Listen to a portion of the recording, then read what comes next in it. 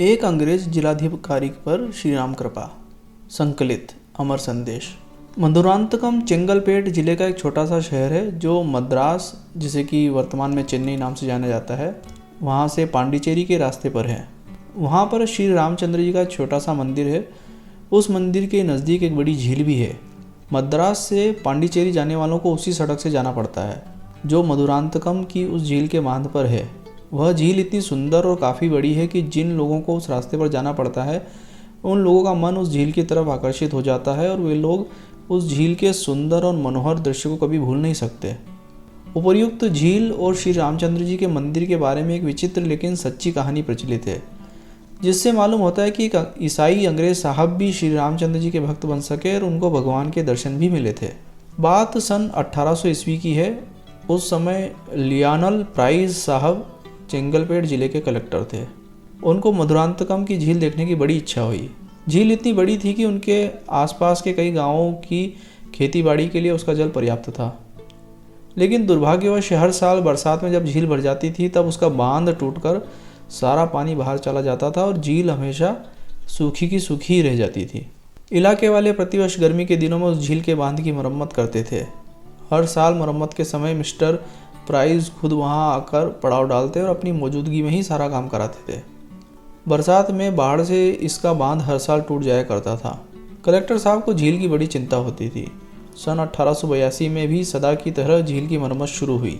स्वयं कलेक्टर साहब उसका निरीक्षण कर रहे थे। एक बार आप मंदिर के पास से निकले। उनकी इच्छा हुई कि चलकर मंदिर देखा मैं। वे मंदिर में आए। ब्राह्मणों ने उनको मंदिर दिखाया। साहब ने देखा कि एक स्थान पर ढेरों पत्थर जमा है।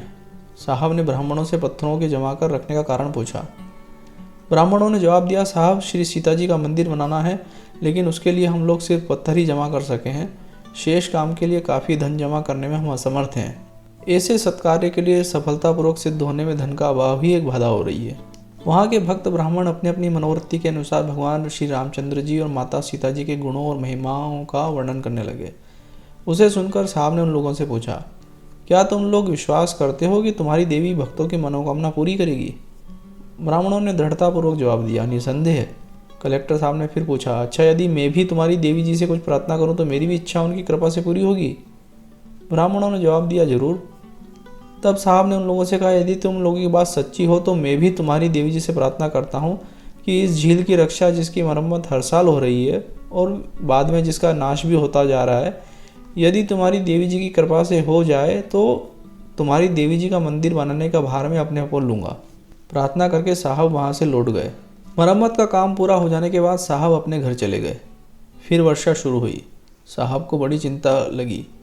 अब की बार साहब घर में चुप न बैठ सके। उन्होंने मधुरांतकम में अपना पड़ाव डाला। एक रात को बहुत ज़ोर से पानी बरस रहा था। इतने ज़ोर से वृष्टि हो रही थी कि उस समय बाहर निकलना भी बहुत कठिन था। साहब बहुत अधीर हो उठे। उनको जरा भी चैन न मिला। वे तुरंत हाथ में छतरी लेकर झील की तरफ लपके। उनके दो नौकर जो उस समय जाग रहे थे पीछे पीछे चले। उनको साहब के काम पर बड़ा अचरज हो रहा था। साहब झील के बांध पर आकर खड़े हो गए। आकाश से मूसलाधार वृष्टि हो रही थी। रह रहकर बिजली चमकती थी। बिजली के प्रकाश में साहब ने देखा कि झील पानी से ठसाठस भरी है। अब यदि थोड़ा भी जल उसमें ज़्यादा पड़ जाएगा तो बस सारा परिश्रम व्यर्थ हो जाएगा। साहब घबराते हुए वहां आकर खड़े हो गए जहां हर साल बांध टूटता था, लेकिन वहां उन्हें कहीं टूट जाने का कोई लक्षण नहीं दिखाई पड़ा। अकस्मात वहां बिजली की रोशनी दिख पड़ी।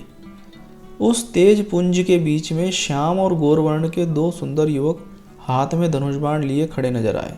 उन दोनों के सुंदर और सुदृढ़ शरीर और उनके अनुपम रूप लावण्य को देखकर साहब को बड़ा अचंभा हुआ। एक साथ आश्चर्य और भय दोनों का अनुभव होने लगा। वे एकाग्र दृष्टि से उसी तरफ देखने लगे जहां दोनों वीर खड़े थे। अब साहब को पक्का विश्वास हो गया कि वे दोनों अलौकिक और अतुलनीय हैं, यानी कि इस धरती के नहीं हैं, कोई दिव्य स्वरूप हैं। साहब अपनी छतरी और टोपी दूर फेंककर उन करुणा मूर्तियों के पैरों पर गिर पड़े और हाथ जोड़कर प्रार्थना करने लगे। नौकरों को साहब का यह अद्भुत आचरण देखकर संदेह हुआ कि कहीं हमारे साहब पागल तो नहीं हो गए।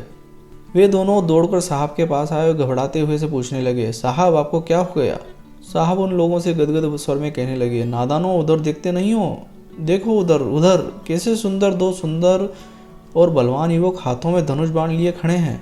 उनके चारों ओर बिजली की सी रोशनी फैल रही है। उनमें एक हैं श्याम वर्ण के और दूसरे गौर वर्ण के। उनकी आंखों से करुणा की मानो वर्षा हो रही है। उनको देखते ही हमारी व्यग्रता मिटती जा रही है। अभी उन दोनों को देख लो, उधर देखो उधर। लेकिन नौकरों को कुछ भी दिखाई नहीं पड़ा। साहब को पूरा विश्वास हो गया कि वे स्वयं रामचंद्र जी और लक्ष्मण जी ने ही झील की रक्षा की। दूसरे दिन सवेरे ही मधुरांतकम में लोगों ने पहली बार देखा कि झील पानी से परिपूर्ण है। लोगों के आनंद की कोई सीमा न थी। साहब ने अपने कथनानुसार दूसरे ही दिन से श्री सीता जी के मंदिर का काम शुरू करवा दिया। जब तक मंदिर का काम पूरा न हुआ तब तक वे वहीं रहे। जिस दिन झील की रक्षा हुई उस दिन से वहाँ के श्री रामचंद्र जी का नाम पड़ा एरिकात्त पेरुमाल, अर्थात भगवान जिसने झील की रक्षा की है। श्री जानकी जी के मंदिर में एक पत्थर पर तमिल में यह बात खुदी हुई है, जिसके माने यह है कि यह धर्म कार्य जान कंपनी के जागीर कलेक्टर नियानल प्राइस का है। इस विचित्र घटना से हम लोगों को मालूम होता है कि एक अंग्रेज ईसाई सज्जन श्री रामचंद्र जी के भक्त बनकर उनके दर्शन पा सके और श्री सीता जी के मंदिर के निर्माता बने। जो मनुष्य भगवान का सच्चा भक्त है और भगवान पर विश्वास करके उनको मानता है, वह चाहे जिस कुल का भी क्यों न हो, उस पर दया सिंधु भगवान की पूर्ण रूप से अनुकंपा रहती है। यह वीडियो आपको कैसा लगा, इस वीडियो के कमेंट बॉक्स में लिखकर हमें जरूर बताएं। इस वीडियो से संबंधित पुस्तकों का विवरण व अन्य जानकारी के लिए कृपया वीडियो का डिस्क्रिप्शन देखें। अगर अभी तक आपने हमारा चैनल सब्सक्राइब नहीं किया है तो सब्सक्राइब बटन पर क्लिक कीजिए और साथ ही बेल आइकॉन पर भी क्लिक कीजिए, जिससे कि हमारा कोई भी अगला वीडियो आपसे छूट ना पाए।